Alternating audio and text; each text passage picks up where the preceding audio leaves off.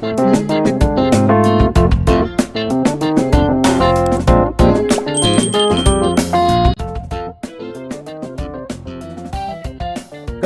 3701. Dahil natanggap niya ang ika-10 bahagi ng probidensya ng sansinukob, maaari niyang linangin ang maraming ausiya. Lumipas ang oras. Lalong lumakas ang kalagayan ng pag-iisip ni James. Ang kanyang zen ay unti-unting sumanib sa langit at lupa, at lahat ng nilalang sa sansinukob ay nasa ilalim ng kanyang pangunawa. Lahat ng bagay sa sansinukob ay naglalaman ng iba't ibang landas. Ang isang puno ay isang landas, at ang isang bato ay isang landas din. Habang hindi namamalayang tumaas ang kanyang estado ng pag-iisip, pinagsama ni James ang mga path at hinigup ang kapangyarihan ng iba't ibang path sa kanyang path cells upang madagdagan ang kanyang lakas. Unti-unting lumaki ang aura niya. Lingid sa kanyang kaalaman, pinagsama niya ang iba't ibang path sa kanyang path cell, at tumaas ang kapangyarihan ng path cells. Kaya, nagawa niyang tumawid sa huling ranggo ng quasi-ancestral god rank.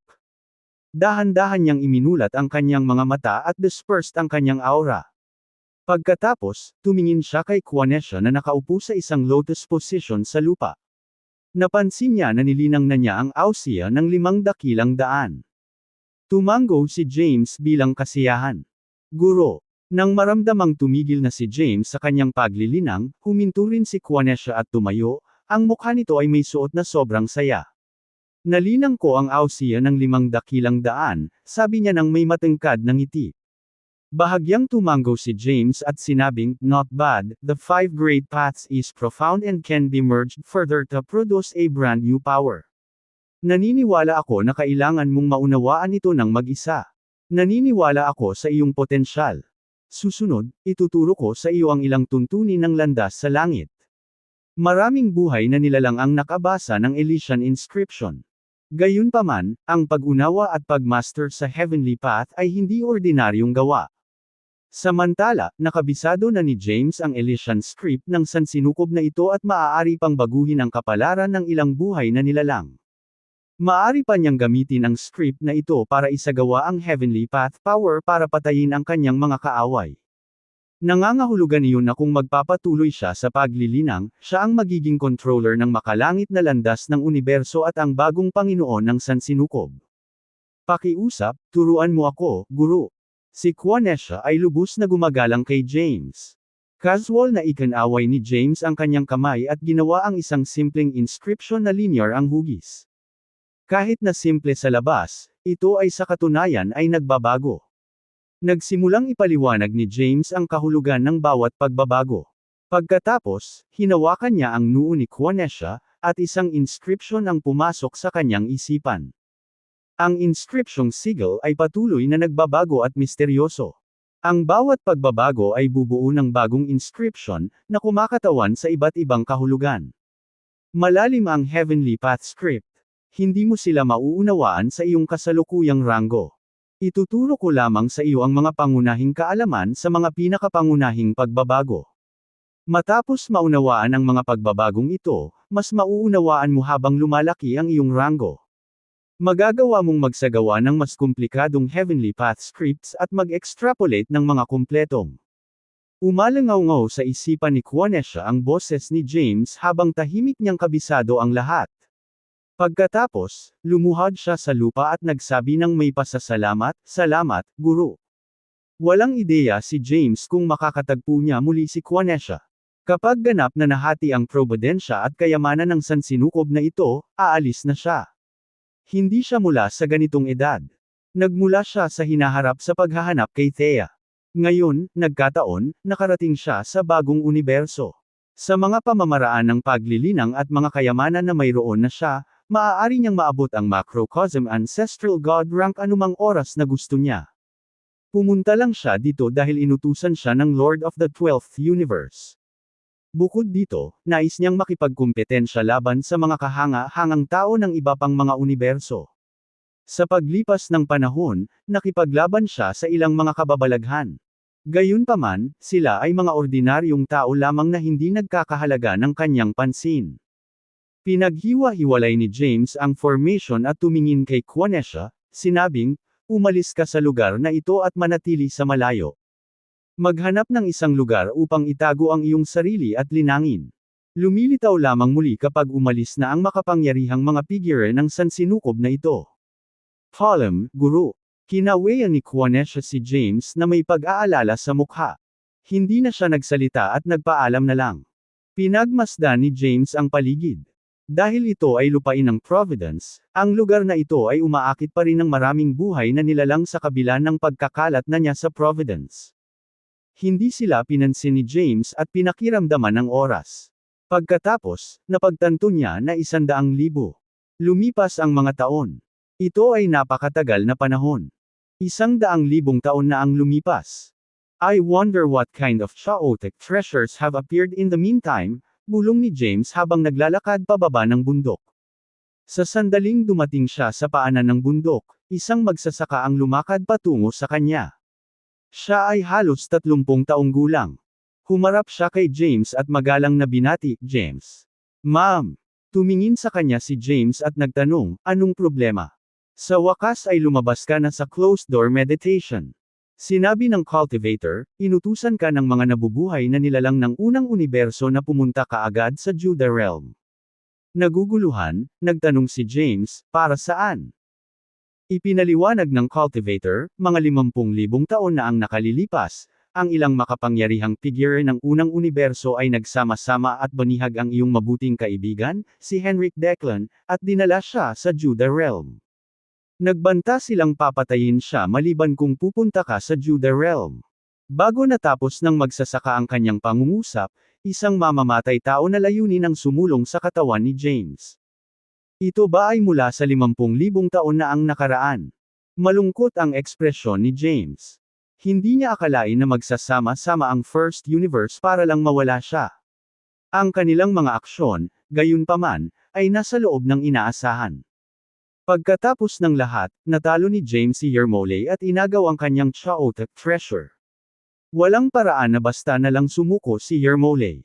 Samantala, alam na wala siyang pagkakataong talunin si James ng mag-isa, nakiisa si Yermolay sa mga henyo ng unang universo. "Damn it!" Malungkot ang ekspresyon ni James. "Kung may mangyari kay Henrik, lilipulin ko ang lahat ng nabubuhay na nilalang sa unang universo." Sa isang nakamamatay na galit, si James ay nagtungo sa Judah Realm. Ang Judah Realm ay isang napakalaking mundo sa universo at mayroong 3 eroplano ng pag-aerial. Ito ay nilikha mga 50,000 taon na ang nakalilipas. Sa paglikha nito, agad itong sinakop ng makapangyarihang mga figure ng unang universo. Mapanginon at mapanindigan, ipinagbawal ng unang universo ang sinumang nabubuhay na nilalang mula sa ibang mga universo na pumasok. Patay on the spot ang mga nagpumilit. Ang balita tungkol sa paglabas ni James sa kanyang closed-door meditation ay nagdulot ng kaguluhan dahil ang balita tungkol sa nangyari 50,000 taon na ang nakalilipas ay matagal nang kumalat sa buong universo. Alam ng bawat nabubuhay na nilalang sa universo na ang makapangyarihang mga figure ng unang universo ay nagsama-sama at nakuha ang kaibigan ni James upang pilitin ang kanyang kamay. May mga alingawngaw na nagpasya ang unang universo na huwag sundin si James dahil natatakot sila sa kanya. Nais nilang pumili ng sarili nilang larangan ng digmaan, kaya ang Judah Realm. Papunta na si James. Papunta na siya sa Judah Realm nang malaman niyang nahuli ang kaibigan niyang si Henrik. Ihanda na natin ang popcorn. Ang dynamics na nanatiling static sa loob ng 10,000 taon ay malapit nang masira. Nang marinig ang balita, maraming makapangyarihang tao ang nagmamadaling pumunta sa Judah Realm. Iyon ay dahil alam nilang magkakaroon ng kahihinatnan ng labanan doon. Bagamat walang ideya si James kung nasaan ang Judah Realm, madali niyang maramdaman ang isang mundo na may 3 eroplano ng pag-aerial sa kanyang rango. Hindi nagtagal, nakarating siya sa labas ng Judah Realm. Ang Judah Realm ay isang mundo na may 3 eroplano ng pag-aerial. Ito ay malaki at maluwang. Si James ay lumitaw sa labas ng Judah Realm at pinanood ang divine dimension ng Judah Realm. Sa ilalim ng kanyang mapagbantay na titig, napagtanto niya na ang banal na dimensyon ng Judah Realm ay puno ng superformations. Sa sandaling pumasok siya sa mga porma sayon, siya ay makulong. Nakita rin niya si Henrik na nakahiga sa tuktok ng isang bundok sa isang espiritual na bundok. Ang kanyang buhay ay nakabitin sa pamamagitan ng isang sinulid. Bukod dito, may ilang mga figure na nakaupo sa isang lotus na posisyon at sa isang closed-door meditation. Malakas ang kanilang mga aura, at lahat sila ay nasa Terra Ancestral God rank. Ang isa sa kanila ay nasa tuktok pa ng Terra Ancestral God rank at isang hakbang na lang mula sa pagiging Kylem Ancestral God. Nang maramdaman ang kanilang cultivation base, kumunat ang kilay ni James.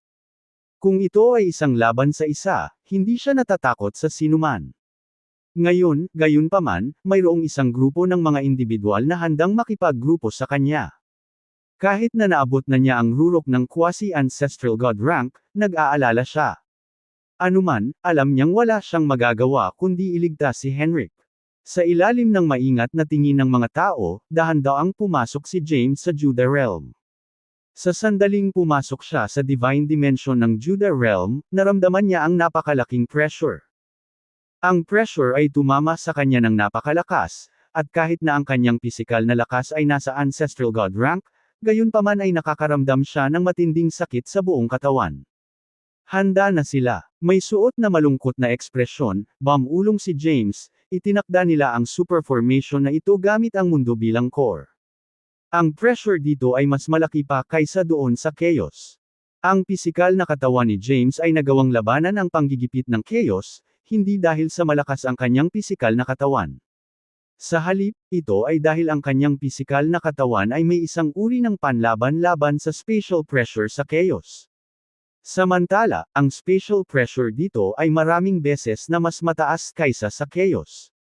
Kahit na ang isang ancestral god ay mawawala ang kanyang kapangyarihan dito. Sa sandaling pumasok si James sa Judah Realm, si Yermole na nakaupo sa isang lotus na posisyon sa tuktok ng isang espiritual na bundok ay nagmulat ng kanyang mga mata. Isang sinag ng liwanag ang bumungad sa kanyang mata habang nakatingin siya sa malayo. Malungkot ang kanyang ekspresyon habang malamig na sinabi, pagkatapos ng 50,000 taon na paghihintay, sa wakas ay nandito na si James. Tumayo siya. Habang nakatayo siya, tumayo rin ang iba pang mga buhay na nilalang sa bundok. 9 sila sa kabuuan, at bawat isa sa kanila ay naglabas ng nakakatakot na aura. Lahat sila ay nagmula sa unang universo at nakalinang ng hindi bababa sa 9 na pathsil bawat isa. Si Yermole ay nakapagtanim pa ng 10. Lahat sila ay mga alamat ng kanilang henerasyon sa unang universo. Sabay silang tumayo at tumingin sa malayo. Nandito na siya sa wakas. Nag-set up ako ng super formation kasama ang mundo bilang isang core. Dahil nandito na siya, hindi na siya makakaalis, sabi ng isang lalaki. Siya ay humigit kumulang 30 taong gulang at nakasuot ng kakaibang damit, kung saan may mga mahiwagang karakter at simbolo. Sa kanilang pagsasanib, isang malakas na porma sayon ang nalikha. Siya si Thoth Digby, ang numero 5 individual sa Soaring Dragon Rankang. Ang kanyang master ay isang macrocosm ancestral god ng unang universo, na siya ring primogenitor ng formation path. Hahaha, ngumiti ang napakagandang si Yeisha at sinabing, si James ay patay na karne ngayon. Tumingin si Yermole sa kanila at nagbabala, huwag pababayaan ang inyong pag-iingat. Hindi pushover si James. Marami na siyang nalinang nalandas, higit pa sa akin. Kailangan nating magpatuloy ng may pag-iingat. Tandaan, ang priority natin ay patayin siya. Hahaha. Huwag kang mag-alala, Yermole. Sa pagsasama-sama, wala siyang pagkakataon laban sa atin. Bastos ang nagsabi nito. 2 metro ang taas, matipuno ang katawan niya. Siya ay hubad mula sa baywang pataas, tulad ng isang ligaw na bakulaw.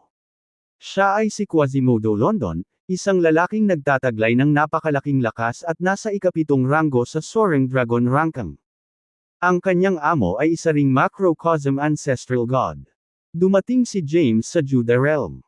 Sa kanyang pagdating, naramdaman niya ang isang nakakatakot na presyon ng isang porma sayon. Bagamat hindi kayang labanan ng kanyang pisikal na lakas ang pressure, nagawa niyang makayanan ang spatial pressure sa pamamagitan ng bahagyang pagpapatawag ng kapangyarihan sa loob ng kanyang katawan. Sa sandaling iyon, napagtanto niya na ang mundo ay natakton nang pumasok siya sa Judah Realm. Hindi siya makatakas kahit anong path ang kanyang gamitin. Matagal nang walang malay si Henrik. Sa sandaling iyon, nang marinig niya ang isang pamilyar na boses, natauhan siya at binuksan ang kanyang mga mata. Pagkatapos, nakita niya ang lalaki na nakatayo sa gitna ng hangin. James. Mahina ang boses niya. Tinawag ang lahat ng lakas na mayroon siya, gumapang siya mula sa lupa at umungal, "Bakit ka nandito, James? Umalis ka na. Mamamatay ka dito. Hayaan mo na lang ako." Lumakas ang boses niya. Pagkatapos, sa pagsigaw niyan, bumagsak siya sa lupa. "Hayaan mo na siya," muling sabi ni James. Humakbang si Yermole at tumingin kay James. Dumilim ang mukha niya sa sinabing, "I don't want to kill you, James."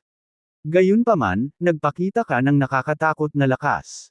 Kapag lumaki ka, magiging banta ka sa unang universo. Pinagbabantaan mo ang katayuan ng unang universo, at para doon, kailangan mong mamatay. Ako ang hinahanap mo, hindi si Henrik. Dahil nandito ako, hayaan mo na siya. Pumili ng isang tao sa iyong sariling laki. Napatingin si James sa naghihingalong si Henrik. Nag-aalala siya sa kanyang kaligtasan.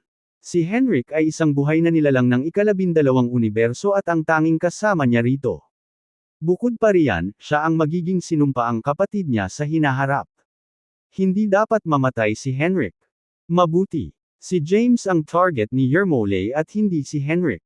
Dahil narito si James, walang saysay na i-hostage si Henrik. Naglakad siya patungo kay Henrik at binigyan siya ng isang malakas na sipa. Agad na lumipad si Henrik palabas ng mundong ito at sa kalawakan. Maraming buhay na nilalang na natipon sa labas ng Judah Realm ang nakahuli sa kanya sa oras. Sabay-sabay silang naglabas ng ilang holy potion para ubusin niya. Samantala, sa Judah Realm. Nang makitang umalis na si Henrik sa Judah Realm, wala nang dapat ipag-alala si James. Sa lakas ni Henrik, ang kanyang mga sugat ay magbagong buhay hanggat siya ay nabubuhay. Nakatalyze niya ang kapangyarihan ng lahat ng 16 na path sa kanyang katawan at pinagsanib ang mga ito. Sa pagkakataong iyon, tumaas ang kanyang aura. Swoosh! Sabay-sabay na lumapit sa akin. Umalangaw-ngaw sa buong lugar ang malamig na boses ni James. Hindi ka magkakaroon ng pagkakataong labanan ako isa-isa. Hindi naman naging mayabang si James. Sa katunayan, kung si Yermole at ang iba pa ay lumaban sa kanya ng isa-isa, wala sa kanila ang magkakaroon ng pagkakataon laban sa kanya. Ang pisikal na lakas ni James ay umabot sa Ancestral God rank, at ang kanyang sariling ranggo ay umabot na sa peak ng Quasi-Ancestral God rank.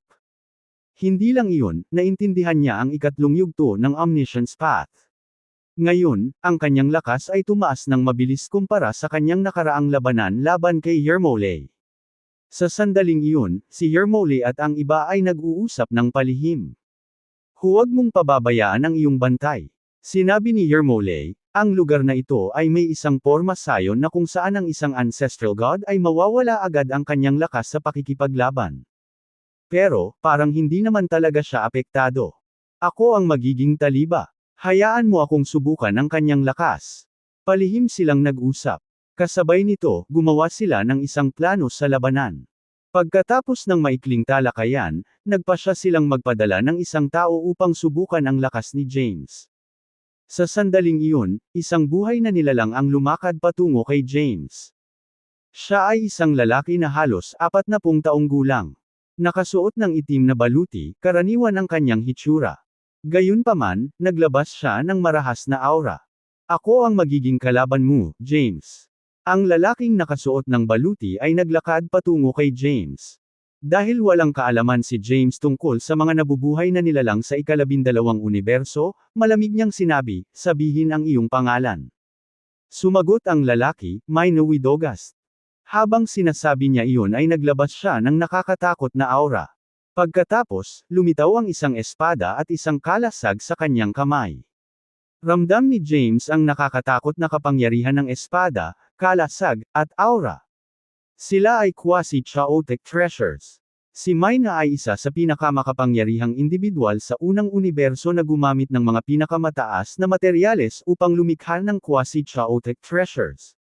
Kumikislap ang katawan ni Maina, at humarap siya kay James at naglaslas, na may dalang kapangyarihang mapanirang. Sa kanyang paglaslas, yumanig ang lupa. Nanatili lang si James sa kinatatayuan niya. Nang malapit ng hampasin ng espada si James, itinaas ni James ang Demon Slayer sword sa kanyang mga kamay at dumpensa. Boom! Habang nagsasalpukan ang dalawang espada, isang malakas na pagsabog ang naganap, at ang mga ripples ng labanan ay napunit ang kawalan. Gayunpaman, ito ay isang malaking mundo. Noong nilikha ang universo, ang mga mundong tulad nito ay protektado ng landas sa langit. Kahit na lumitaw ang mga bitek sa kawalan, agad itong gumaling. Nagbanggaan ang dalawang kapangyarihan. Si Mina ay pinalipad, at ang nakakatakot na kapangyarihan ay tumagos sa kanyang katawan. Hindi makayanan ang kapangyarihan, nagsimulang lumitaw ang mga bitek sa kanyang katawan. Habang gumagalaw ang kanyang isip, dumaloy ang malakas na enerhiya sa kanyang katawan, at agad na gumaling ang mga sugat sa kanyang katawan. Anong nakakatakot na kapangyarihan? Malungkot ang ekspresyon ni Mina. Dahil hindi siya makatakas, wala siyang nagawa kundi ang labanan si James ng direkta. Itinaas ang kalasag sa kanyang kamay, sinubukan niyang lumaban. Isang sword energy ang tumama sa kanyang kalasag. Boom! Agad na sumabog ang nakapalibot na espasyo, at pinalipad si Mina ng nakakatakot na puwersa. Kahit na ang 5 Great Sword Realms ay nakakatakot, nagawa ni Mina na makayanan ang pag-atake. Kahit na si James ay halos hindi magagapi sa pamamagitan ng paglinang ng 16 na landas at pag-abot sa tuktok ng quasi-ancestral god rank, si Mina ay isang taong nakaw-inang ng 9 na landas. Dagdag pa, bilang isang middle stage na Terra Ancestral God rank, hindi siya pushover. Sa pamamagitan ng pakikipaglaban, nakita ng mga buhay na nilalang ng unang universo sa pamamagitan ni James. Lakas. Kahit na siya ay malakas, siya ay bahagyang mas malakas kaysa kay Mina na isang middle stage na Terra Ancestral God. Malamang na kasing lakas siya ni Yesha na nasa tuktok ng Terra Ancestral God rank. Gayunpaman, sinabi ni Yermole, nakipag-away ako kay James dati. Hindi siya kasing simple ng mga bagay na maaaring mukhang. Naintindihan niya ang maraming kapangyarihan. Sa simula, wala akong ideya kung ano ang mga kapangyarihang iyon. Gayunpaman, pagkatapos ng aking pagkatalo, nakipag-ugnayan sa akin ang aking Panginoon at ipinaalam sa akin na gumagamit siya ng macrocosm powers. Maraming macrocosm powers si James. Dahil dito, hindi nang ahas si Yermole na pababayaan ang kanyang bantay. Kaya, nag-set up siya ng super formation para akitin si James dito. Upang sirain si James, naghanda siya sa libo-libong taon. Bahagyang tumango si Yesha at sinabing, hindi rin pushover si Mina. Marami rin siyang tricks sa kanyang manggas. Tingnan natin kung hanggang saan niya kaya si James. Hindi sila kumilos ng walang ingat at nakatingin lang sa malayo. Pagkatapos ng pagsuray-suray paatros, naramdaman ni Mina ang lamig sa kanyang gulugod. Siya ay isang Terra Ancestral God, samantalang si James ay hindi pa nakakarating sa Ancestral God rank. Nagkaroon ng pagkakaiba sa ranggo sa pagitan nila, ngunit ang lakas ni James ay ilang beses na mas mataas kaysa sa kanya. Hindi nakakagulat na kumilos si Yermole ng napakaingat. Matapos ang unang palitan ng suntok, naibsan ang pressure ni James. Sa simula, natatakot siya sa kanyang kalaban na mas mataas ang ranggo sa kanya. Gayunpaman, pagkatapos makipagpalitan ng ilang suntok, naunawaan niya na ito lang ang kayang gawin ng isang Terra Ancestral God. Kung ganoon, dapat niyang samantalahin ang pagkakataong ito at lipulin ang isa sa kanyang mga kalaban. Ito ay magiging mas madali ang darating na labanan. Sa pag-iisip tungkol dito, tahimik niyang pinaganya ang 5 Great Paths, Yin at Yang Inversion, at Elemental Inversion. Bagamat nagkatotoo ang tatlong macrocosm powers, hindi niya ito ipinakita. Dahil mayroong spatial pressure dito, napigilan ang kanyang bilis. Bukod dito, matagal nang selyado ang lugar na ito. Wala siyang ideya kung ano ang ginawa ng kanyang mga kalaban upang isara ang espasyo. Sa kanyang kasalukuyang lakas, hindi niya masira ang selyo. Muli, umungol si Mina at muling sumugod kay James. Nagsimulang makatanggap si James ng kanyang pag-atake. Gayunpaman, sinadya niyang ibaba ang bantay ni Mina. Nang maramdaman na si James ay hindi na kasing lakas ng dati, naglunsad si Mina ng isang mabangis na ganting atake. Ang kanyang mga pamamaraan sa paglilinang ay lumitaw ng paisa-isa, na nagpa-atres kay James. Sa tuwa, ipinatawag ni Mina ang kanyang buong kapangyarihan at tinusok si James.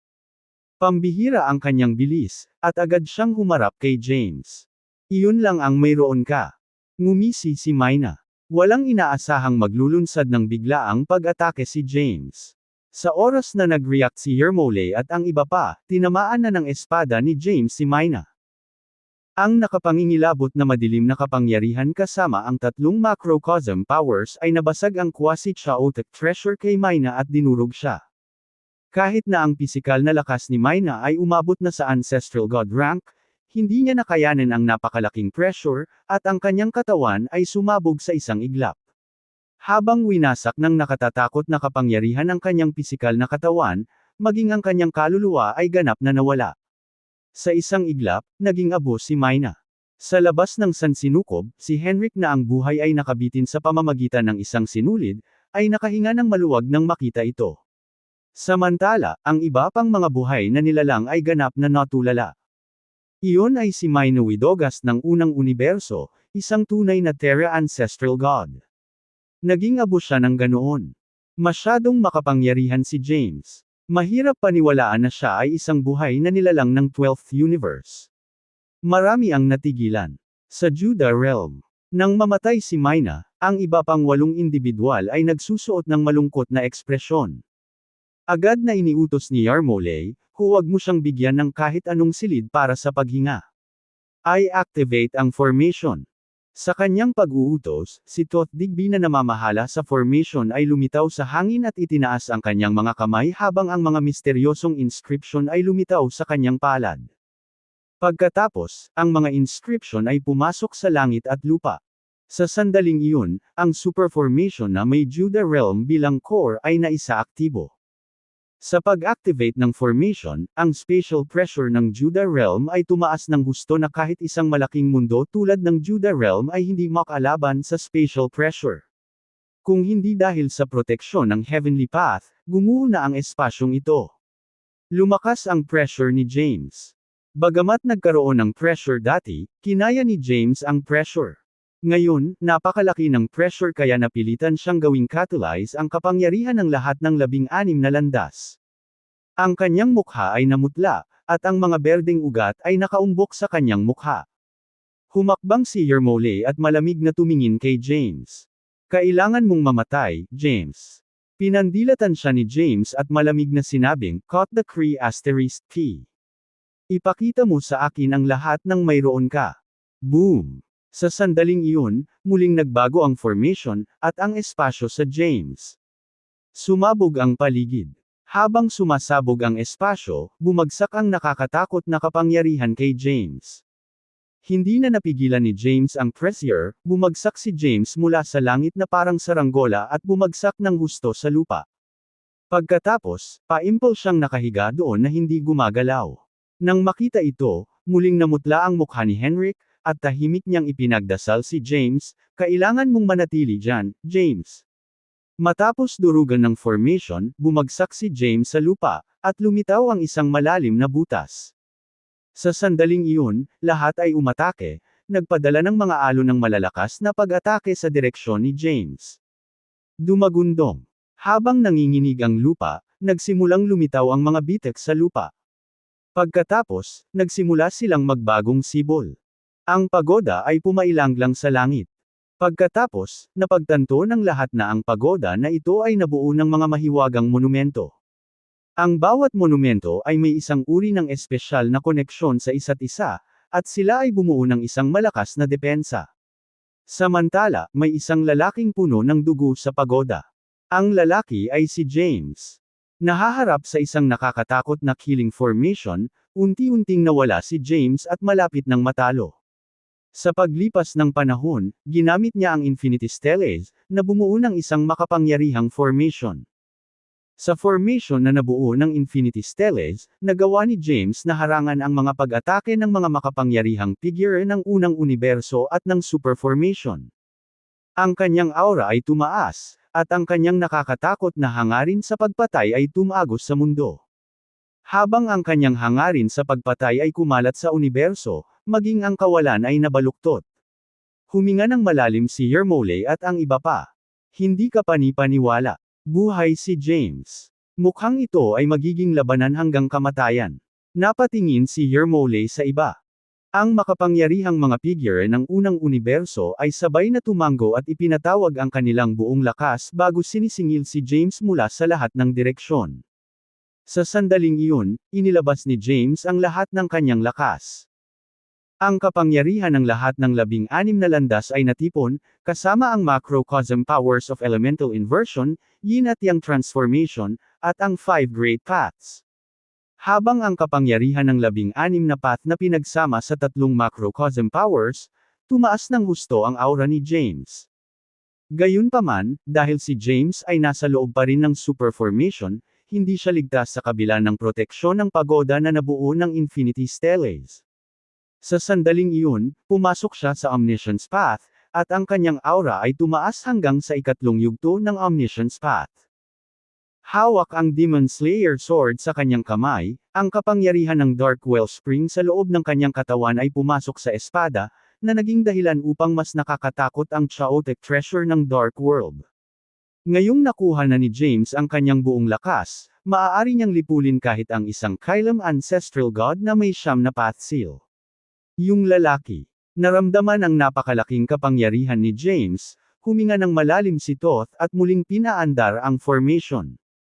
Ang presyon ng langit at lupa ay tumaas, at hindi mabilang na spatial turbulence ang lumitaw sa kalangitan. Walang humpay na umatake kay James ang kapangyarihang dulot ng mga kaguluhan. Mayroong isang itim na pagoda sa paligid ni James, na bumuo ng isang formation at pinalihis ang lahat ng mga papasok na pag-atake. Dumagundong. Sumabog ang espasyo sa paligid ng pagoda. Nakakatakot ang tanawin na kahit ang mga buhay na nilalang sa labas ng Judah Realm ay nakakaramdam ng lamig sa kanilang mga gulugod. Mamatay. Nakakakilabot ang ekspresyon ni James. Habang umuungol siya, sinugod niya ang isang lalaki. Bilang isang Terra Ancestral God, ang lalaki ay hindi isang pushover. Hindi lang iyon, nagtataglay siya ng chaotic treasure sa anyo ng isang espada na naglalaman ng nakakatakot na kapangyarihan. Mamatay. Ang lalaki ay umungal at naglaslas gamit ang kanyang espada, na naging sanhi ng isang walang hugis na kapangyarihan na lumitaw. Dahil walang hugis ang kapangyarihan, kahit ang formation na nilikha ng Infinity Steles ay hindi makakapagtanggol laban sa pag-atakeng ito. Habang tinatamaan ng kapangyarihan si James, walang natamo si James na pinsala sa labas. Gayunpaman, naramdaman niya ang pagkawala ng kanyang sigla. Ang Life Sapper Sword ay nakakatakot. Ang tibak na ito ay nagawang bawiin ang haba ng buhay ng sinumang nabubuhay na nilalang. Bukod pa rito, dahil walang hugis ang mga pag-atake, kahit na ang Infinity Steles ni James ay hindi makadepensa laban sa pag-atakeng ito. Sa isang iglap lang, naging middle-aged na si James mula sa isang binata. Kung magpapatuloy ito, malapit na siyang tumanda. Sa oras na iyon, mawawala ang lahat ng kanyang sigla at papatayin. Sinubukan ni James na paalisan ang walang hugis na kapangyarihang ito. Gayunpaman, kakaiba ang kapangyarihan. Kahit na ipinatawag niya ang kanyang buong lakas, hindi niya maalis ang kapangyarihan. Sa sandaling iyon, buong puso lang siyang makakapag-concentrate sa pag-catalyze sa landas ng buhay para magpasok ng patuloy na daloy ng sigla sa kanyang katawan. Matapos hampasin ni Makara si James ay nagmamadali itong umiwas. Pagkatapos, lumitaw si Quasimodo London, isang brute na may higit sa tao na lakas. Ang kanyang sandata ay martilyo. Ang mukhang marahas na martilyo na ito ay isa ring chaotic treasure. Sa pagpapakita niya sa likuran ni James, sinaktan niya ito ng malakas. Habang tinatamaan ng martilyo ang formation ni James, agad na lumitaw ang mga bitek sa pagoda. Tapos, nagmamadali rin siyang umiwas. Damn it! Nagdilim ang ekspresyon ni James. Palibhasa'y nakulong sa loob ng super formation, kailangan niyang tiisin ang napakaraming pressure sa lahat ng oras. Bukod pa rito, dahil ang kanyang mga kaaway ay mga makapangyarihang tao na nagtataglay ng chaotic treasures, kahit na ang isang kasing kapangyarihan niya ay hindi kayang lumaban sa napakaraming kalaban sa isang pagkakataon. Ngayon, kailangan niyang basagin ang Formosyon para magwagi. Sa pamamagitan lamang ng paglaya sa Formosyon ay magkakaroon siya ng pagkakataon laban sa kanila. Break. Napaungol si James. Ang kapangyarihan ng 16 na Path Seal sa loob ng kanyang katawan ay nagsanib at bumuo ng isang nakakatakot na kapangyarihan. Habang gumagalaw ang kanyang isipan, nagkaroon ng kapangyarihan at naging sanhi ng pagsabog ng kawalan. Ito ang Grand Destruction. Ang kapangyarihan ng Grand Destruction ay nalampasan kahit na sa isang macrocosm power. Sa pamamagitan ng pagtanggal ng Grand Destruction, ang kawalan ng laman sa Judah Realm ay sumabog, at nagsimulang lumitaw ang mga bitik. Kung hindi dahil sa proteksyon ng Heavenly Path, ang Judah Realm ay nawala na. Gayunpaman, ang Grand Destruction ay 1/3. Hindi ganap na napawi ang Superformation. Upang lipulin si James minsan at para sa lahat, si Yermole at ang iba pa ay nagsimulang maghanda libo-libong taon na ang nakalilipas. Ang mga Formosyon na kanilang itinayo ay ilan sa mga pinaka-nakakatakot dahil alam nila na maraming macrocosm powers ang pinagkadalubhasaan ni James. Kaya, kailangan nilang mag-set up ng isang formation na hindi masisira kahit para kay James. Sa pagkakataong iyon ay sumulpot si Yesha sa likod ni James. Ang kanyang chaotic treasure ay isang payong. Kakaiba ang payong. Sa pagbukas nito, isang nakatatakot na kapangyarihan ang gumutay sa hangin at umatake sa formation ni James. Bagamat mabigat ang Formosyon, hindi nito nakayanan ang patuloy na pag-atake ng kanyang mga kaaway ng mas matagal. Damn it! Nagmura si James. Habang walang tigil ang pag-ikot ng payong, nagkaroon ito ng mahiwagang kapangyarihan at nilabanan ang kapangyarihan ng Sacred Blossom. Boom! Sa sandaling iyon, sumabog ang Sacred Blossom. Dahil masyadong mapanira ang pagsabog, ang chaotic treasure na nasa kamay ni Yesha ay malapit ng mabasag. Bilang isang cultivator sa tuktok ng Terra Ancestral God rank, kahit si Yesha ay hindi nakayanan ang malakas na suntok at bumulwak ang isang subo ng dugo. Habang nabahira ng dugo ang kanyang puting damit, dali-dali siyang umatras sa likuran. Boom! Sa sandaling iyon, inatake muli si James. Ang Formosyon na nabuo ng Infinity Stellace ay nabasag at nagkalat sa paligid. Habang gumugulo ang isip ni James, muling nagtipon ang Infinity Stellace upang bumuo ng itim na pagoda. Ang pagoda ay lumitaw sa kalangitan, at isang napakalaking kapangyarihan ang lumitaw mula sa loob, na puwersahang hinayla ang isa sa mga makapangyarihang tao. Nakulong sa loob ng walang hangganan na pagoda, ang figure ay agad na nahawahan ng kapangyarihan ng pagoda. Kahit na sinubukan niyang kumawala sa Boundless Pagoda, ang pagoda ay isang chaotic treasure. Hindi siya makawala kahit anong pilit niya. Ang kanyang pisikal na katawan ay dahan-dahan at unti-unting nawasak sa kawalan, at ang kanyang kaluluwa ay nawala. Nagawa ni James na maalis ang isa pang kaaway sa pamamagitan ng paggamit ng Boundless Pagoda.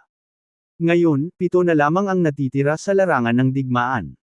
Matapos masira ang Infinity Stellace formation ni James, muling nakatalyze ni Troth ang formation, at lumitaw ang misteryosong kapangyarihan mula sa loob ng Heaven and Earth bago sinaktan si James. Ang kapangyarihang ito ay nakakatakot at hindi mas mahina kaysa sa isang malakas na suntok ng isang chaotic treasure sa mga kamay ng isang Terra Ancestral God. Habang patuloy na nawawala ang sigla ni James, ginawa niyang catalyze ang landas ng buhay upang mapanatili ang kanyang sarili. Habang muling tumama sa kanya ang isang nakakatakot na kapangyarihan, ang kanyang pisikal na katawan at kaluluwa ay dumanas ng matinding pinsala. Bukod pa rito, habang kumakalat ang kapangyarihan sa kanyang katawan, maging ang path seal sa loob ng kanyang katawan ay nagpapakita ng mga senyales ng pagkawatak-watak. Ang labanang ito ang pinakamahirap sa kanya. Kung 1 versus 1 ito, hindi siya matatakot sa sinuman.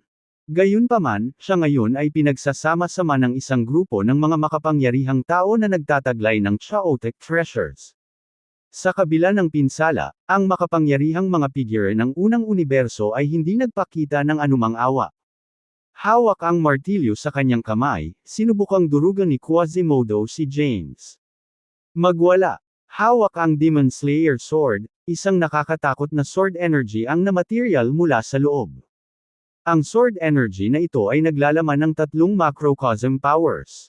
Tinamaan ng martilyo ni Quasimodo ang sword energy. Bagamat siya ay isang brute na may superhuman strength, not to mention na ang kanyang martilyo ay isa ring chaotic treasure, hindi niya kayang labanan ang sword energy na puno ng tatlong macrocosm powers.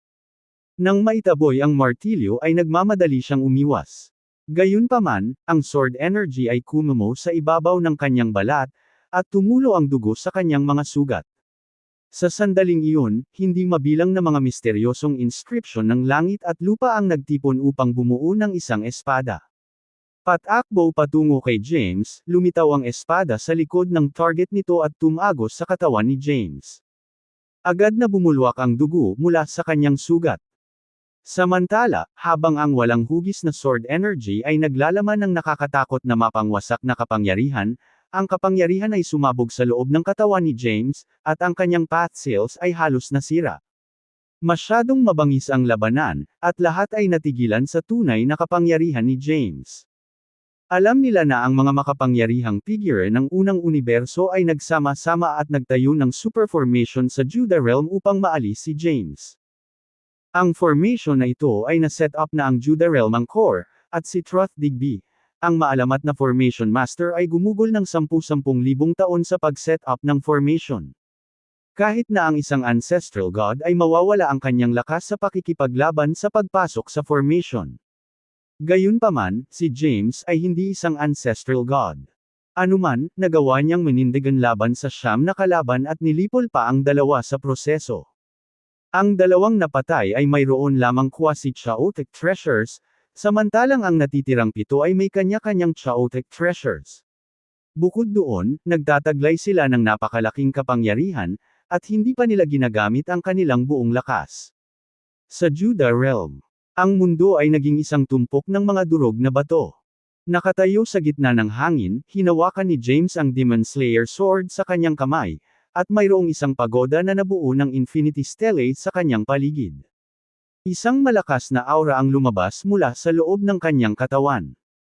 Sa sandaling iyon, ang kanyang mga pinsala ay malubha, at ang kanyang sigla ay patuloy na tumatagos. Kaya, maaari lamang niyang gamitin ang landas ng buhay upang mapanatili ang kanyang sarili. Ang path seals sa loob ng kanyang katawan ay nagpakita rin ng mga palatandaan ng pinsala. Samantala, sa kanyang paligid, mayroong 7 makapangyarihang figure. Lahat sila ay naglabas ng nakakatakot na aura at pinalibutan si James. Si Quasimodo ay may hawak na martilyo sa kanyang kamay at hubad-hubad mula sa baywang pataas. Siya ay may matipunong pangangatawan at nagtataglay ng hindi kapani-paniwalang lakas. Habang winawagayway niya ang martilyo sa kanyang kamay, ang kapangyarihan ng martilyo ay nasira ang espasyo. Hawak ni Yesha ang isang misteryosong payong sa kanyang kamay na maaaring magpatawag ng lahat ng uri ng misteryosong kapangyarihan kapag binuksan. Si Yermole ay may hawak na kadena sa kanyang kamay. Sa magkabilang dulo ng kadena ay may 2 bowl ang bakal, kung saan may matalim na talim. Kapag natamaan ng kadena si James, malubha siyang masasaktan. Itinago ni Truth ang kanyang sarili sa kawalan at tahimik na pinaga niya ang porma sayon para bigyan ng mas malaking pressure si James. Hinawakan ni Makara ang Life Sapper sword sa kanyang kamay at tumayo sa di kalayuan. Isang malakas na puwersa ang lumitaw mula sa kanyang espada, na nakapagpaalis ng sigla ng sinumang nabubuhay na nilalang. Kapag nataman, ang target ay mabilis na tatanda hanggang sa siya ay mamatay. Samantala, mayroon ding isang tao na natabunan ng apoy sa paligid ni James. Ang lalaki ay nagningning ng nagniningas na kinang, at maging ang kanyang buhok ay pula. Habang nag-aapoy ang apoy mula sa loob ng kanyang katawan, naglabas ang mga ito ng isang nakakatakot na kapangyarihan, at maging ang kawalan ay nasunog sa kawalan. Hawak niya ang isang nagniningas na pulang espada sa kanyang kamay. Siya ay isang individual mula sa unang universo na Nagel-inang ng 9 na path seal. Gayunpaman, ang pinaka-nakakatakot, nilinang niya ang flame path dahil nagkataon na napino niya ang isang misteryosong apoy sa unang universo sa gitna ng paglilinang. Ang apoy na ito ay maaaring sumunog sa anumang bagay sa mundo. Ang kanyang pangalan ay Trajan Lucretius. Ang huling individual ay isang mabangis na mukhang lalaki na may hawak na gintong pamalo sa kanyang kamay. Ang kanyang pangalan ay Shiloh Quidel, at siya ang nakakuha ng unang Chaotic Treasure sa bagong universo. Habang bumababa ang mga kidlat, naharang sila ng porma sayo ni James at hindi siya maaaring saktan. Sa isang simpleng sulyap, naunawaan kaagad ni James ang mga pagbabago ng kidlat. Habang gumagalaw ang kanyang isip, tinawag ng curse script ang mga kidlat na ito at tinamaan ang 7 makapangyarihang individual. Gayunpaman, hindi rin sila napinsala ng kidlat. Casual nilang iwinagayway ang Chaotic Treasure sa kanilang mga kamay at hinarangan ang mga pag-atake ng kidlat. Sa sandaling iyon, naglunsad ng pag-atake si Shiloh. Ang kanyang katawan ay kumikislap, at siya ay lumitaw sa itaas ni James. Ang gininto ang pamalo sa kanyang kamay ay lumalaki sa laki bago niya ito hinampas ng buong lakas.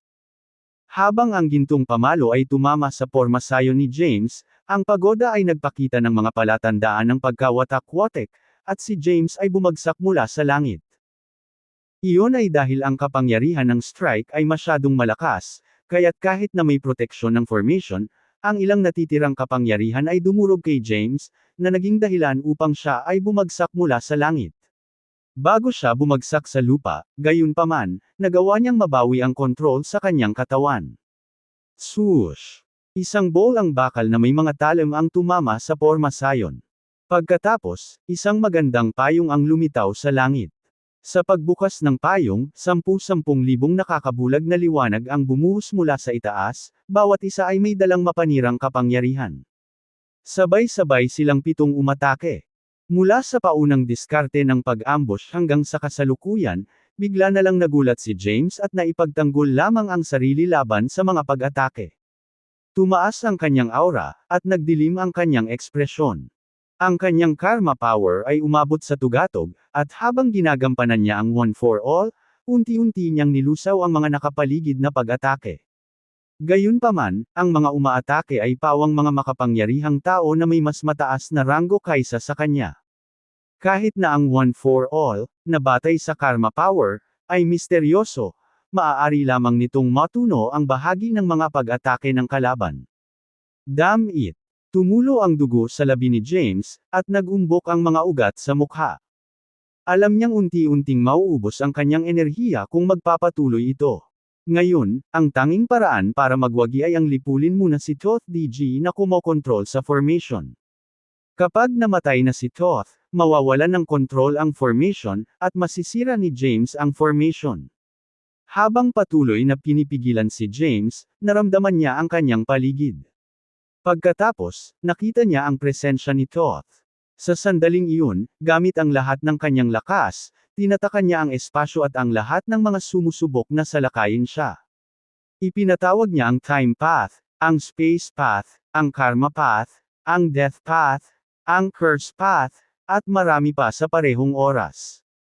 Habang inilunsad ni James ang kanyang counterattack, ang nakapalibot na malalakas na figure ay nagmamadaling umiwas. Sinamantala ni James ang pagkakataon at sinugod si Thoth at nagpakita sa kanya sa isang iglap. Gayunpaman, dahil ang porma sayon ay itinayo ni Thoth, siya ay isa sa porma sayon. Sa sandaling lumitaw si James, itinago niya ang kanyang sarili sa loob nito at nawala sa paningin ni James. Sa tingin mo kaya mong tumakbo? Madilim ang ekspresyon ni James. Kaagad, ipinatawag niya ang time capsule at kinokontrol ang oras ng rehiyong ito. Sa pagbabalik ng panahon, si Thoth na nagtago sa sarili ay bumalik sa kanyang orihinal na lugar. Sa sandaling iyon, lumipad ang time capsule patungo kay Thoth at inatake siya. Gayunpaman, mayroong isang malakas na porma sayon na nakaukit sa kanyang mga damit, na nagpalihis sa pag-atake ng time capsule. Natigilan si James. Ang time capsule ay isang makapangyarihang chaotic treasure. Kaya, nagulat siya na ang porma sayon sa robe ni Thoth ay maaaring magpalihis sa pag-atake ng time capsule. Sa sandaling iyon, ang iba pang makapangyarihang mga figure ay nakolekta ang kanilang mga sarili. Alam nilang hindi nila kayang hayaang masira ang formation.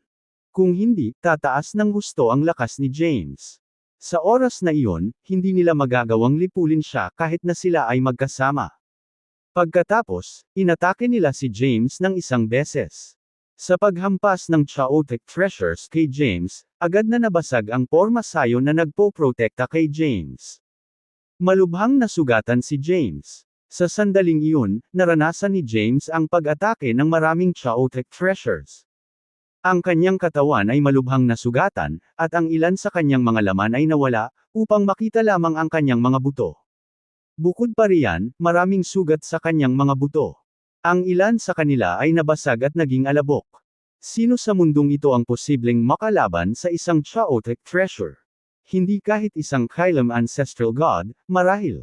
Gayunpaman, nakayanan ni James ang mga pag-atake.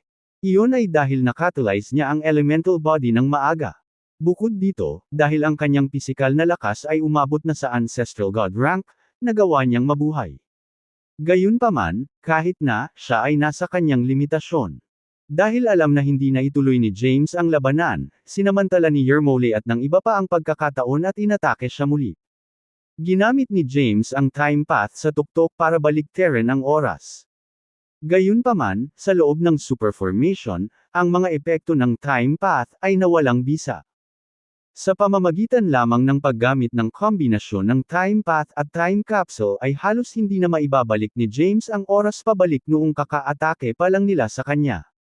Ang taong iyon, nagmura si Yermole, nakabisado na niya ang time path, kaya patuloy niyang binabaligtad ang oras.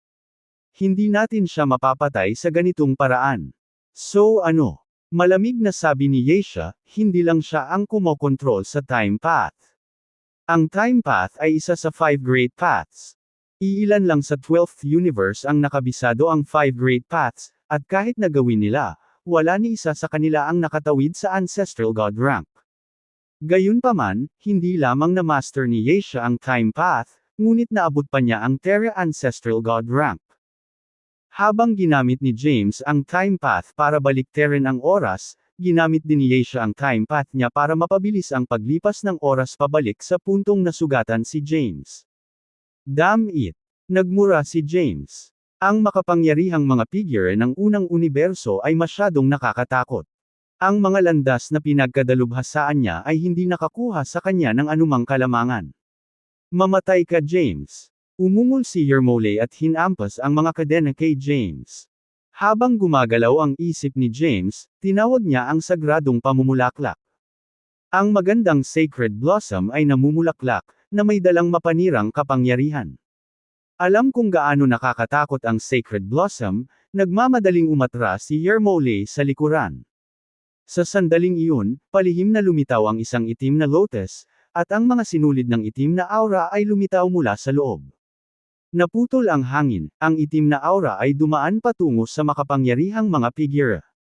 Nang maramdaman ang nakakatakot na kapangyarihan ng lotus, ang makapangyarihang mga figura ay hindi nang ahas na magpakawala at nagmamadaling umatras. Binigyan nito si James ng ilang breathing room.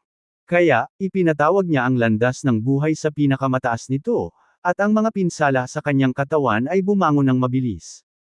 Gayunpaman, ito ay mababaw lamang. Ang kanyang path seal ay nasira, at hindi ito mapapagaling ng life path. Hinawakan niya ang Staff of Destruction sa isang kamay at ang Demon Slayer Sword sa kabilang kamay. Sa pagkakataong iyon, tumaas ang kanyang aura. Nang makita niya ang Staff of Destruction, nag-umbok ang mga ugat sa mukha ni Yermole habang siya ay umuungal sa galit, "Daralin mo siya." Hawak ang gintong pamalo sa kanyang kamay, iniwagayway ni Shiloh ang pamalo, at hindi mabilang na mga anino ang dumaan kay James. Nagmamadaling umiwas si James sa oras. Sa sandaling umalis siya, ang espasyong kinaroroonan niya kanina ay agad na nabasag. Habang umiiwas siya ay naka-heels na si Yeisha. Iniikot ang payong sa kanyang kamay, lumiwanag ang libo-libong alon ng liwanag, bawat isa sa kanila ay katumbas ng isang landas, at bumagsak patungo kay James. Inilagay ni James ang kanyang kapangyarihan sa Staff of Destruction, at sa Macrocosm Core kung saan nagsimulang kumislap. Pagkatapos, isang malakas na puwersa ang sumabog at hamarang sa pag-atake ni Yeisha. Dahil si Yeisha ay nagmula sa unang universo, alam niya kung gaano kakilakilabot ang Staff of Destruction. Kaya naman, hindi siya naglakas loob na magpabeya at nagmamadaling umiwas. Sa isang kisap mata, iniindayog na ni Quasimodo ang kanyang martilyo habang umaakyat kay James. Kasabay nito, muling nakatulize ni Troth ang formation at tinatakan ang mga galaw ni James. Sa sandaling iyon, isang napakalaking pressure ang nagdulot kay James. Bilis bumagal. Kahit na gusto niyang iwasan ang pag-atake, hindi niya ito magawa sa oras. Kaya, maaari lamang niyang itaas ang Demon Slayer sword sa kanyang kamay upang harangan ang martilyo. Boom! Nagbanggaan ang espada at martilyo. Agad na lumitaw ang isang napakalaking black hole sa kawalan. Gayunpaman, hindi kumalat ang black hole at nawala kaagad. Sa panahon ng banggaan, ang kapangyarihan ng Dark Wellspring sa loob ng katawan ni James ay lumundag at pumasok sa Demon Slayer sword. Si Quasimodo ay pinalipad at bumulwak ng isang subo ng dugo. Kasabay nito, nahawahan siya ng Dark Power. Sa ilalim ng kaagnasan ng Dark Power, nagsimulang lumitaw ang mga bitek sa kanyang katawan kahit na siya ay isang Terra Ancestral God. Nang makita ito, kumilos si Yermolay. Inipon niya ang kapangyarihan ng 10 landas upang bumuo ng isang malakas na bagyo ng enerhiya. Habang umaarangkada ang enerhiyang bagyo patungo kay James, agad na hinayla si James sa bagyo. Kahit sa elemental body, nasugatan agad siya. Nagmamadali niyang ginawa ang karma power at nagsagawa ng one for all para tanggalin ang kapangyarihan ng bagyo. Pagkatapos, unti-unting nawala ang kapangyarihan ng bagyo. Kasabay nito, si James ay sumugod kay Yermolay sa pambihirang bilis habang pinapagana ang lahat ng bagay sa kanyang pagtatapon space, time, life, death, karma, at reincarnation, ang macrocosm powers of the 5 great paths, yin at yang transformation, at elemental inversion. Ang lahat ay biglang bumagsak kay Yermolay. Palibhasa'y nalululas sa napakaraming kapangyarihan ng sabay-sabay, ang espasyo sa paligid ni Yermolay ay natakpan, at ang kanyang bilis ay huminto. Sa isang iglap, natamaan si Yermolay. Hindi makayanan ng kapangyarihan, ang kanyang pisikal na katawan ay nawasak, at ang kanyang kaluluwa ay nagmamadaling nakatakas. Swoosh! Lumipad ang time capsule patungo sa kaluluwa ni Yermolay sa pagtatangkang tapusin siya minsan at para sa lahat.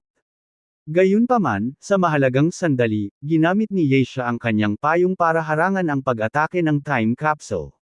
Nagbanggaan ang dalawang chaotic treasure. Habang umiikot ang payong ni Yeisha, nagliwanag ang time capsule ng nakakasilaw na liwanag na nagtulak kay Yeisha na umatras. Sa sandaling iyon, ang iba pang makapangyarihang mga figure ay umatake. Hindi na nagawang ituloy pa ang kaluluwa ni Yermolay, walang pagpipilian si James kundi ipagtanggol ang sarili laban sa patuloy na pag-atake. Naligtas si Yermolay. Kahit na ang kanyang pisikal na katawan ay nawasak, ang kanyang kaluluwa ay nakaligtas. Nagmamadaling pina-catalyze ni Yeisha ang time path para baliktarin ang oras. Gayunpaman, pinuntirya lang ng kanyang time path si Yermolay at hindi niya makontrol ang oras ni James. Naipit si James sa isang matinding laban at hindi naapektuhan ng pagbaliktad ng oras. Samantala, bumalik si Yermolay sa kanyang orihinal na anyo. Sa sandaling iyon, malungkot ang kanyang ekspresyon. Pagtingin kay Yeisha, sinabi niya na may masungit na ekspresyon sa kanyang mukha, hindi ito matutuloy. Masyado siyang maraming chaotic treasure, at napakaraming supernatural powers ang pinagkadalubhasaan niya. Kung hindi natin siya lipulin sa lalong madaling panahon, magkakaroon lamang ng kaguluhan sa hinaharap. Sa yugtong ito, kahit si Yermolay ay hindi nagtiwala na kaya nilang talunin si James. Bagamat siyam sila sa pinakamakapangyarihang figure ng unang universo, 2 sa kanila ang patay na ngayon, at ang natitira ay nasugatan. Si James, sa kabilang banda, ay nagpapakita pa rin ng hindi kapani-paniwalang galing sa labanan. Kung ito ay magpapatuloy, ang kanilang mga pagkakataong manalo ay hindi umiiral. Samantala, matapos isagawa ang time path para sa pilitang baligtarin ang oras at ibalik ang katawan ni Yermolay, si Yeisha ay tinamaan ng karma. Si Yermolay ay isang napakalakas na figure na nagal-inang ng 10 landas at naabot ang tuktok ng Terra Ancestral God rank. Habang ang kanyang pisikal na katawan ay nawasak, si Yeisha ay nahawahan ng mabigat na karma sa pamamagitan ng pagbabalik ng oras upang maibalik ang kanyang katawan. Kahit ang isang tulad ni Yeisha ay hindi nakayanan ang karma. Nabalot ng karma, ang kanyang pisikal na katawan ay nagsimulang magdusa ng mga pinsala. Gayunpaman, bilang isang Terra Ancestral God, kaya pa rin niyang labanan ang karma. Inipon niya ang lahat ng kanyang lakas para labanan ang karma at sabay na sinabi, sa puwersahang pagbaligtad ng oras at pagpapanumbalik ng iyong katawan, ako ay nahawahan ng karma. Hindi ko kayang ipagpatuloy ang laban. Kailangan kong umatras sa likuran at alisin ang karma sa ngayon. Nakakatakot ang karma, kahit para sa isang macrocosm ancestral god. Naunawaan din ito ni Yermole. Paalala niya, bilasan mo. We will be one person short kung aalis ka. Mas mahihirapan tayo sa pakikitungo kay James. Aalisin ko ang karma sa lalong madaling panahon, maghanap ng lugar, at mag-set up ng time formation para alisin ang karma. Pagkatapos, nawala siya sa paningin ni Yermole. Samantala, inatake si James mula sa lahat ng panig. Ang makapangyarihang mga figure ay magkasunod na umatake sa pamamagitan ng pagpapatawag ng kanilang buong lakas, pagsasagawa ng bawat paraan ng paglilinang na alam nila, at paggamit ng chaotic treasures. Patuloy na ginagamit ni James ang Blossoming, ang Dark Lotus, at ang Grand Destruction. Noon lamang siya halos hindi makalaban sa mga pag-atake. Sa labas ng universo, lahat ng macrocosm ancestral gods ng bawat universo ay nanunood ng labanan sa Judah Realm. Nang makita na ang makapangyarihang mga figure ng unang universo ay nagsama-sama at umatake kay James, ang macrocosm ancestral gods ng ibang mga universo ay nanatiling tahimik. Pagkatapos ng lahat, ang bawat universo ay independent, at ang pagsasama-sama sa iba pang mga individual sa sariling universo ay pinahihintulutan ng mga patakaran. Hanggat ang iba pang macrocosm ancestral gods ay hindi kasali, ang mga labanang tulad nito ay pinapayagan. Sa simula, walang inaasahan na mabubuhay pa si James. Gayunpaman, sino ang mag-akala na si James ay magkakaroon ng napakalaking kapangyarihan? Nilipol niya ang dalawang makapangyarihang figure at nasugatan pa ang iba. Hindi pa natukoy ang kinalabasan ng labanan. Samantala, ang iba pang makapangyarihang tao sa labas ng Judah Realm ay nabigla. Nakakatakot. Hindi ko ine-expect na ganito kalakas si James. Siya ay nag-iisang nakipaglaban sa siyam na makapangyarihang figure ng unang universo. Bukod sa dalawang napatay, ang iba ay nagtataglay ng chaotic treasure. Anong palabas, pare? Ang iba ay nag-uusap sa isa't isa, umaasang matuto mula sa labanang ito. Si Henrik naman ay nakatutok sa pagpapagaling sa sarili. Matapos siyang mahuli, palagi siyang binubugbog. Dahil dito, kailangan niyang pasiglahin ang sarili sa lalong madaling panahon. Nang gumaling na siya, gusto niyang tulungan si James. Gamit ang kanyang lakas, dapat niyang labanan ang dalawang makapangyarihang figure. Kahit na iyon ay lubos na maibsan ang pressure ni James. Nag-set up siya ng time formation at nagpagaling sa loob. Kahit na hindi niya nilinang ang time ausya, ang isang cultivator sa kanyang rango ay may isang tiyak na antas ng pag-unawa sa time path. Kaya, ang pag-set up ng time formation ay hindi masyadong mahirap. Nagpatuloy ang matinding labanan sa Judah Realm. Hawak ang Demon Slayer sword sa isang kamay at ang Staff of Destruction sa kabilang kamay, si James ay protektado ng isang formation na nabuo ng Infinity Steles. Sa ibaba niya ay isang maitim na lotus, at tatawagan niya ang time capsule para tambangan ang kanyang mga kaaway mula sa likuran ng Pal-Aegean. Ang mundong ito ay sumailalim sa patuloy na pagkawasak. Ginawa ang Sword Path, ang Grand Destruction, the Blossoming, at lahat ng uri ng macrocosm power at power of the paths. Ang iba pang makapangyarihang mga figure ay gumamit din ng lahat ng uri ng mga pamamaraan ng paglilinang. Ang ganitong matinding labanan ay bihira. Sa kanilang pakikipaglaban, ang magkabilang panig ay dumanas ng maraming pinsala. Sa sandaling iyon, lubhang nasira ang path seal ni James. Sa pamamagitan lamang ng kanyang malakas na kalooban ay hindi pa nabasag ang path seal. Alam niyang naghihintay sa kanya ang kamatayan kung hindi niya maaalis ang kanyang mga kaaway sa lalong madaling panahon. Gayunpaman, ang makapangyarihang mga figure ng unang universo ay dumanas ng iba't ibang antas ng pinsala. Bukod pa rito, ginawang catalyze ni James ang makalangit na landas ng sansinukob na ito upang sugpuin sila. Gayunpaman, kahit na ang heavenly path ay nakakatakot, hindi nito kayang lipulin sila. Iyon ay dahil nagtataglay sila ng chaotic treasures na makatiis sa kapangyarihan ng heavenly path ng bagong universo. Nagpatuloy ang labanan. Makalipas ang 3 buwan, malapit na si James sa kanyang limitasyon. Sa sandaling iyon, ang kanyang enerhiya ay malapit ng maubos, at wala siyang ibang pagpipilian kundi ay absorb ang kapangyarihan ng langit at lupa upang mapunan muli ang kapangyarihan ng Path Seals habang siya ay lumalaban. 3 buwan ng matinding labanan ng malubhang na sugatan ang makapangyarihang mga figure ng unang universo. Kung hindi nila determinadong lipulin si James, hindi na sana nila ipinagpatuloy ang labanan at sa halip ay tumakas na mamatay. Ang katawan ni James ay natatakpan ng mga sugat, at ang kanyang ekspresyon ay nakakatakot at mabangis. Habang siya ay umuungal, hindi mabilang na mga misteryosong inscription ang lumitaw sa kanyang harapan. Ang mga inscripsyong ito ay nagbago ng napakabilis at nabago sa bagong universo na kapangyarihan ng landas sa langit sa anyo ng isang talem.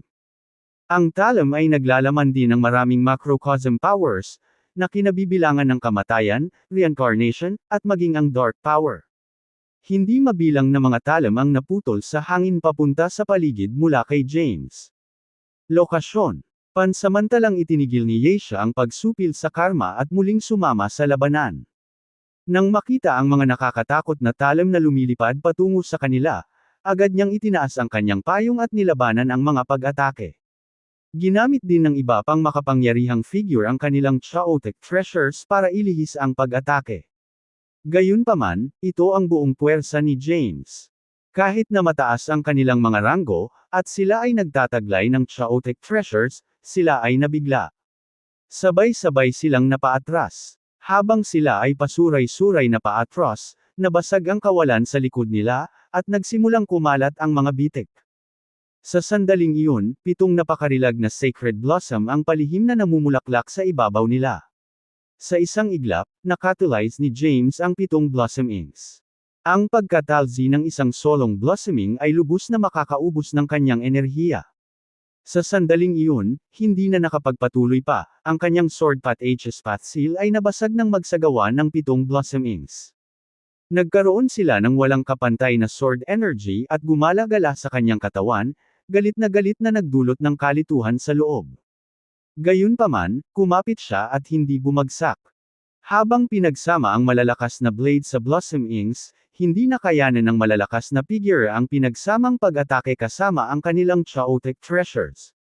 Sa sandaling lumitaw ang sacred blossoms, sila ay sumabog.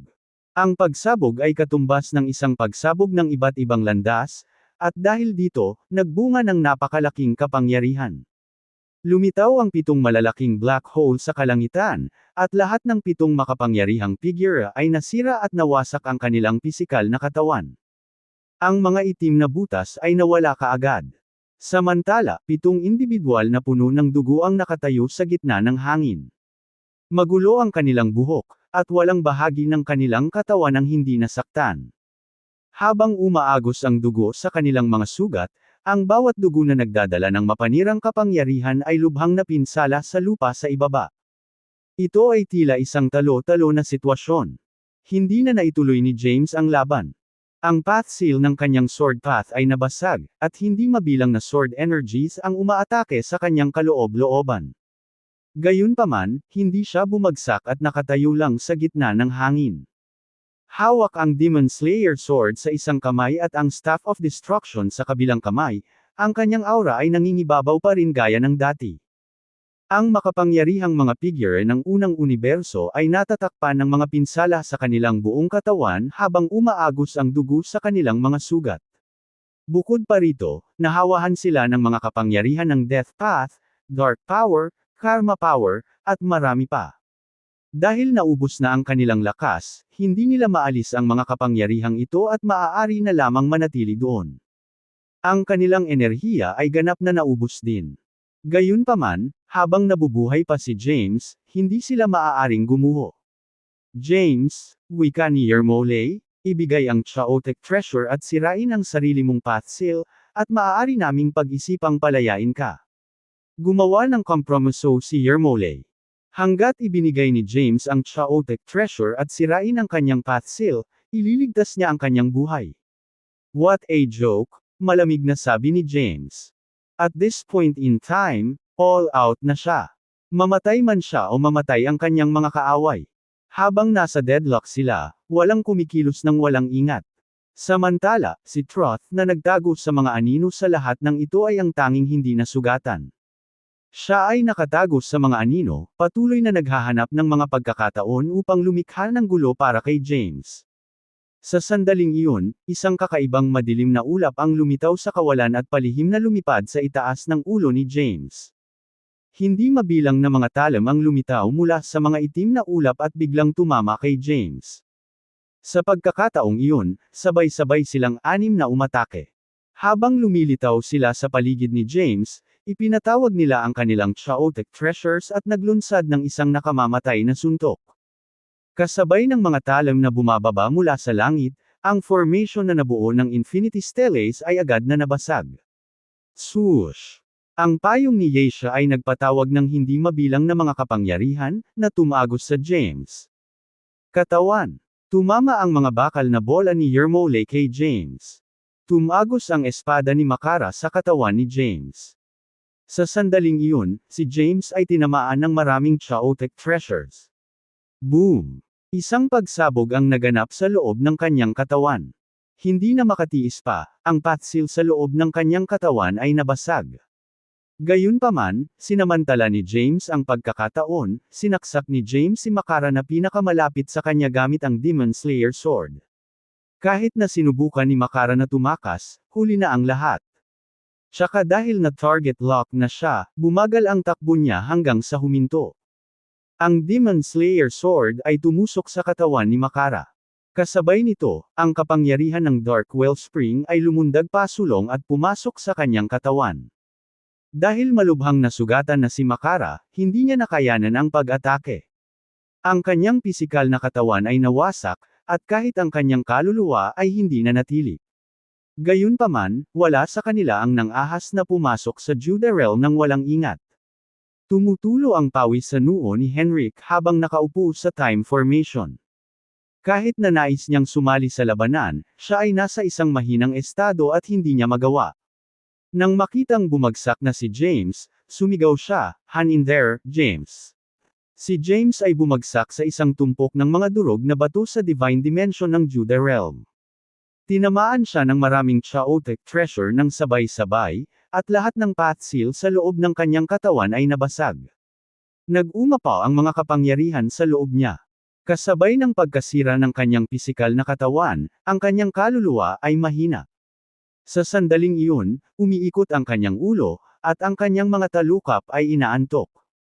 Kahit na sinubukan niyang buksan ang kanyang mga mata, nagsimulang lumabo ang kanyang kamalayan. Mamamatay na ba ako? Isang ideya ang pumasok sa kanyang isipan. Di pa nga ako tanggap ni Thea eh. Paano ako mamamatay ng ganun lang? Patawarin mo ako, Thea. Lumabo ang paningin ni James. James, hindi ka dapat mamatay. Sa sandaling iyon, isang mahinang boses ang nagmula sa kaibuturan ng kanyang kaluluwa at umalangaw-ngaw sa kanyang isipan. Boses iyon ni Thea. Nang marinig ang boses niya, bahagyang bumalik ang kamalayan ni James. Thea, ikaw ba yan? Ako ito, James, ang boses ni Thea. Isang fragment ng aking kaluluwa ang na-transform sa Ancestral God Rank Elixir. Sa pagkonsumo ng elixir, mayroong isang fragment ng aking kaluluwa sigil sa kaibuturan ng iyong kaluluwa. Hanapin mo ako at ipasok itong soul sigil sa aking reincarnated na katawan. Saka lang maibabalik ang alaala ko. Lagi akong nasa tabi mo all this while. Kaya naman kailangan mong tumambay dyan. Hindi ka maaaring mamatay. Umalangaw-ngaw ang boses nito sa kanyang isipan. Ang boses ni Thea ang nagbigay kay James ng lakas na kailangan niya para mabuhay. Kahit na sinubukan niyang tumayo, lahat ng pathsil sa kanyang katawan ay nabasag. Dahil sinira ng kapangyarihan ng pathsils ang kanyang katawan, hindi na ito nakabawi. Kahit na gusto niyang mabuhay, hindi na kayang buhayin ng kanyang katawan. The Macrocosm Core, ang boses ni Thea ay muling dumating, there's a Macrocosm Core on the Staff of Destruction. 2/3. Iyon lang siguro ang pagkakataon para mabuhay ka. Lalong hamina ang boses ni Thea hanggang sa tuluyan na itong maglaho. Biglang naalala ni James na nasa tabi lang niya ang Staff of Destruction. Gayunpaman, hindi niya maigalaw ang isang kalamnan. Kahit na gusto niyang kunin ang Staff of Destruction at ubusin ang Macrocosm Power, wala man lang siyang lakas na itaas ang kanyang braso. Hindi ako pwedeng mamatay. Kailangan kong mahanap si Thea. Isang malakas na paniniwala ang lumitaw sa loob niya. Pagkatapos, nag-catalyze siya ng isang cultivation method para sa pilitang kontrolin ang marahas na kapangyarihan na dulot ng pagkasira ng path cells. Ang pagkontrol sa kanila, gayunpaman, ay nagdulot ng matinding sakit na kumalat sa buong katawan niya, at hindi niya maiwasang mapaungol sa sakit. Ang kanyang daing ay nagpaunawa sa iba na siya ay buhay pa. Agad namang utos ni Yermolay, ano ba ang kinatatayuan mo dyan, Thoth? Malapit na siyang matapos. Hindi niya maipagpatuloy ang laban. Tapusin mo siya, dali. Ngayon, si Doe na lang ang maaaring magpatuloy sa pakikipaglaban. Siya ay nagpakita at tumingin at ang kanyang nasugatan na mga kaalyado bago huminga ng malalim. Sa kabutihang palad, siya ay nakatago sa mga anino. Kung hindi, naranasan niya ang parehong kapalaran na tulad nila. Hindi na siya nagdalawang isip pa at agad na pinag-catalyze ang kapangyarihan ng formation at binomba ang lugar kung nasaan si James. Naalimpungatan si James sa pambobomba. Gayunpaman, kahit na siya ay malubhang nasugatan, ang kapangyarihan ng formation ay hindi maaaring lipulin siya. Matapos piliting kontrolin ang marahas na enerhiya sa kanyang katawan, kinuha niya ang Staff of Destruction at kinain ang Macrocosm Core. Ang isang Macrocosm Core ay ang pundasyon ng isang universo, at ang pagkawasak ng isang Macrocosm Core ay nangangahulugan ng pagkawasak ng isang universo. Ang Macrocosm Core on the Staff of Destruction ay natagpuan ng Panginoon ng unang universo sa Chaos, na inagaw ito bago ang Macrocosm Core ay naging universo. Ang isang solong core ay sapat para sa isang Macrocosm Ancestral God upang linangin ang isang bagong Macrocosm Power. Ngayon, kinain ni James ang Macrocosm Core. Dahil marahas at magulo ang kapangyarihan ng isang Macrocosm Core, nagre-rank sila ng amok sa loob ng katawan ni James. Sinubukan ni James na linangin ang Macrocosm Core ngunit hindi ito nagtagumpay. Dahil ang kanyang path cells ay nawasak at ang kanyang paths ay nullipol, hindi siya makatawag ng anumang kapangyarihan at maaaring manood habang ang kapangyarihan ng Macrocosm Core ay umaagos sa loob niya. Samantala, sa labas ng Judah Realm. Nang maramdaman na buhay pa si James at kinain na niya ang Macrocosm Core, bumungad sa mukha ni Henrik ang realisasyon. Tila naiintindihan niya kung bakit inutusan siya ng kanyang amo na humanap ng makapangyarihang mga halamang espiritual ng langit at lupa pagkarating sa sansinukob na ito. Sa sandaling iyon, binaliwala ang mga sugat sa kanyang katawan, umaksyon siya sa Judah Realm. Kaagad, isang nakakatakot na porma sayon ng presyon ang bumagsak sa kanya, at nagsimulang lumitaw ang mga bitek sa kanyang katawan habang siya ay bumagsak mula sa langit. Gayunpaman, kumapit siya at nagmamadaling pumunta sa kinaroroonan ni James. Nang maramdaman ng isang nanghihimasok at napagtanto na ang nanghihimasok ay si Henrik, natakot si Thoth at nagmamadaling umatras sa formation. Dumating si Henrik sa bunton ng mga durog na bato na kinaroroonan ni James. Nang maramdamang buhay pa si James, agad niyang kinuha ang bawat halamang espiritual at inihagis kay James. Dito, boses ni Henrik ang nagpamulat ng mata ni James. Sa sandaling imulat niya ang kanyang mga mata, mayroong hindi mabilang na misteryosong mga halamang espiritual sa kanyang harapan. Sa katunayan, mayroon pang Macrocosm Elixir bago siya. Nang hindi nag-iisip ay agad silang nilamon ni James ng buo. Bilis, Thoth! Sigaw ni Yermolay. Nagmamasid si Thoth sa mga anino ng ilang oras. Nang mapagtanto niya na si Henrik ay nasugatan at hindi na kayang makipaglaban, nakahinga siya ng maluwag at ipinagpatuloy ang paggamit ng kapangyarihan ng Formosayon upang lipulin sina James at Henrik. Alam ni James na ang kapangyarihan ni Henrik ay hindi makakalaban sa Formosayon. Tinatawag ang lahat ng kanyang lakas, kinuha niya ang Staff of Destruction sa lupa at inihagis ito kay Henrik.